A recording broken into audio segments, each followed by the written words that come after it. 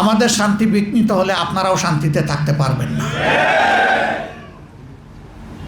আমরা উভয়ে শান্তিতে থাকতে চাই। আমরা তো কারো ব্যাপারে নাক গলাই না, হাত বাড়াই না, তাহলে আমাদের ব্যাপারে কেন নাক গলাবেন, হাত বাড়াবেন? আমরা এই দেশে কোনো সাম্প্রদায়িক অপকর্ম দেখতে চাই না। আমরা দেখতে চাই যে যে ধর্মেই বিশ্বাসী হোক তারা সবাই মিলেই বাংলাদেশি, তারা সবাই মিলেই এদেশের নাগরিক। সুতরাং নাগরিক হিসাবে সবাই যেন নিরাপত্তা এবং সম্মানের সাথে বসবাস করতে পারে।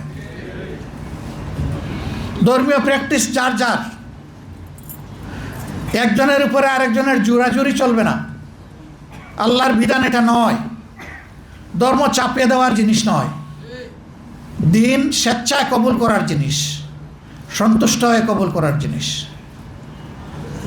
সম্মানিত রুকন ভাই বোনেরা, এদেশের মানুষ দফায় দফায় 3টা দলের শাসন দেখেছে, কিন্তু সত্যিকার অর্থে জাতির মুক্তি বর্জিত হয়নি। মুক্তি বর্জনের জন্য শাসন ব্যবস্থায় 2টা জিনিস লাগবে, একটা নীতি আর একটা নেতা। নীতিটা হতে হবে জনগণের আকাঙ্ক্ষার, ভালোবাসার, ইনসাফের, মানবিকতার, স্বচ্ছতার, সততার।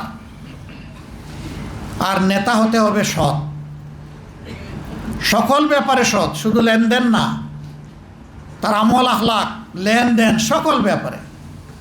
যখন নীতি এবং নেতার এই কম্বিনেশন হবে, ইনশাল্লাহ এই দেশের মানুষের মুক্তি আসবে।